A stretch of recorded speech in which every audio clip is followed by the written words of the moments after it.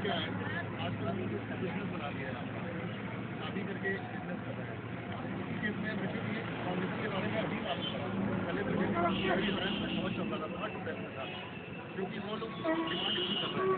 और आपने डिमांड पूरी करने के लिए कुछ भी करता है, ये नहीं चाहता है कि इंडिया की कानून जो ऐसा है बाहर उसमें जाके फंस जाए, लंबी प्रोसेस हो जाए। अभी हमारे साथ हमारे केस में अपनी किडनी तक बेच रहे हैं दोनों लोग पैसा देने के लिए। बताइए आज केस में हम क्या करेंगे? हम उनके लौटे लड़के हैं, हम क्या कर जाएंगे इस केस में? हम भी अपनी किडनी बेचेंगे, क्या करेंगे? लेकिन अब वो लोग ये अनाज डिमांड बढ़ रही है। प्रतिनिधि के पास पुलिस को भेजना चाहिए चेक करने से पहले। लेकिन जहाँ ग्राम पंचायत है ग्राम पंचायत को भेजे, जहाँ पार्षद है पार्षद को भेजे, और पार्षद या ग्राम पंचायत को तुरंत करें तब पुलिस के लड़का शादी के बाद लड़की वालों के बाहर है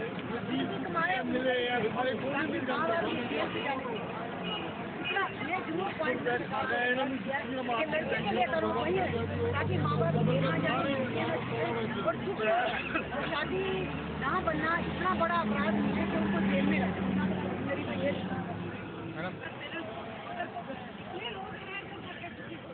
जिन लोगों ने कभी पुलिस का नाम नहीं सुना और वो पुलिस में जाते हैं, तो आप अंदाजा लगा सकते हैं कि जिसकी 30 साल की इज्जत एक दिन में मिट्टी नहीं मिला।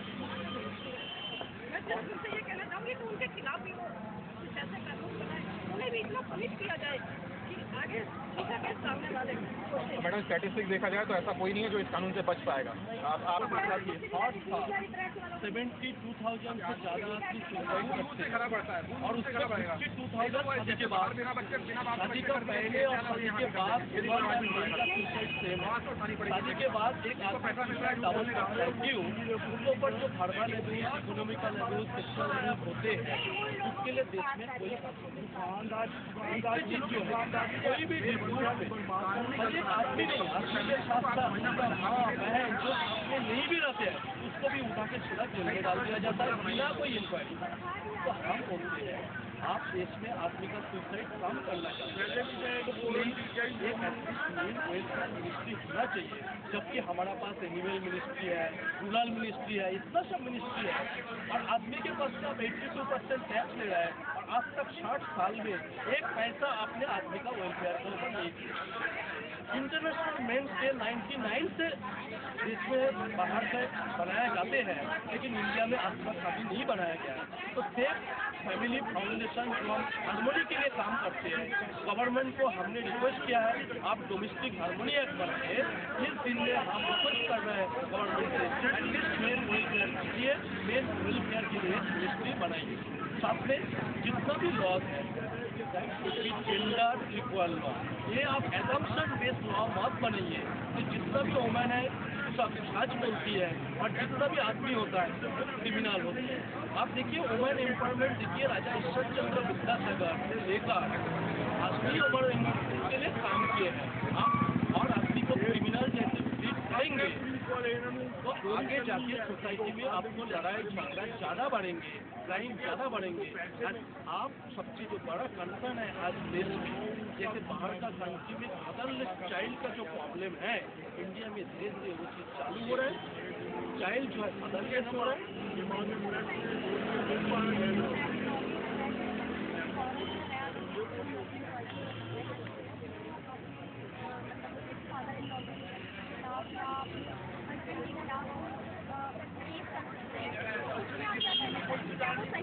देखिए मैरिज जो है एक सिविल एक्टिविटी है। हमारा देश का जो भी कानून है 520 कानून है, मैं किसी को थप्पड़ भी मारता हूँ उसके लिए भी कानून है, लेकिन ये जो कानून है ये को कानून नहीं बताया जाते हैं। आप देखेंगे आज तक ये कानून ऐसे है, किसी ने बोल दिया आप मान को यही सच है, झूठ सच इसमें कुछ नहीं है, पहले तो आप जेल जाइए। जो ह्यूमन राइट्स एक होता है, आपको जब तक प्रूफ नहीं होता है आपने गुनाह किया यू आर इनोसेंट।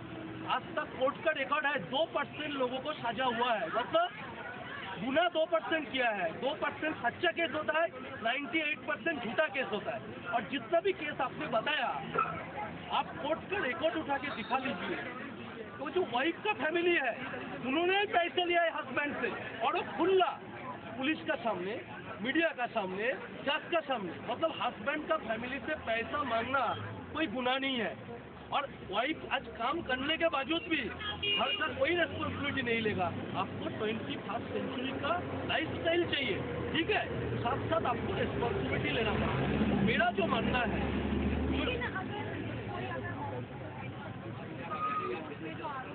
उसके लिए ब्लैकमेलिंग एक्सटॉर्शन का केस है मैडम।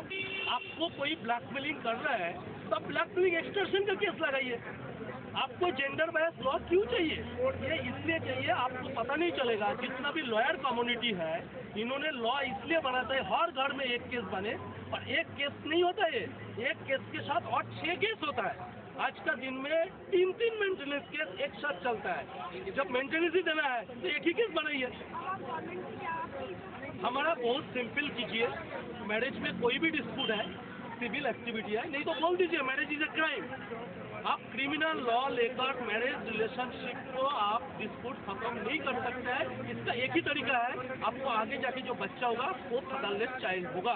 जो आज भी देखिए कोर्ट जो है ज्वाइंट चाइल्ड कस्टडी नहीं देते हैं। तो हमारा एक मानना है कि आप बच्चे जो है, आप अभी डोमेस्टिक वायलेंस है, आपको मैं बता रहा हूँ, कोई एक बंदा कोर्ट में जाके बोले मैं ये बच्चे को अच्छे से देखभाल करने के लिए बच्चा मेरा पास रखा, ये आपका डोमेस्टिक वायलेंस है और आपको सजा हो जाएगा। मतलब ये कैसे लॉ है? मैं मेरा बच्चे को प्यार दिया तो वो डोमेस्टिक वायलेंस हो जाता है, और एक सजा भी हुआ है कि एक हस्बैंड को बोलता है हम एक बच्चे को मदर से रियूनाइट कर दिया है।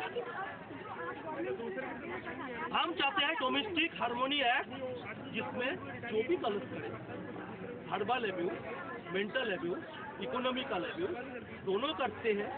ये बोलना बहुत गलत है, खाली आदमी करता है, रोमन नहीं करते हैं। जो भी गलत करे उसके लिए इक्वल सजा होना चाहिए, लेट इट बी मेन और वुमेन। जैसे आप यूएस यूके का लॉ भी देखेंगे, उधर भी डोमेस्टिक वायलेंस जेंडर इक्वल है, लेकिन हमें पता नहीं है गवर्नमेंट क्या सोच के ये लॉ को वन साइडेड किया। ये सोच के जो all women born in Raja Harishchandra family never like and all man born in a criminal family. If this is the thing right, then this law is acceptable. But verbal abuse, economical abuse, mental abuse, as per our study also, 98% Indian men face at least once in 3 years. तो ऐसे कैसे हुआ? ऐसा बायस paddy ये सब ये आप gender equal law बनाइए, हमें कोई प्रॉब्लम नहीं है, कोई भी लॉ बनाइए। ऑलरेडी 520 लॉ है, उसके बाद भी आप लॉ बना रहे हैं, और वो भी ऐसे करके। फॉर एग्जाम्पल आपको दे रहा हूँ, आपने बोला लिविंग रिलेशनशिप में। लिविंग रिलेशनशिप का मतलब क्या है? 1 day, 1 hour, 1 year, 10 years, 15 years. There should be some definition of the living relationship.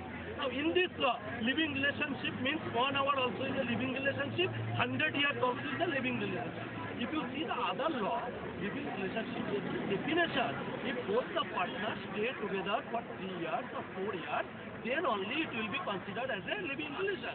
And in this situation, it is a total misuse of the law and only extortion of money of law.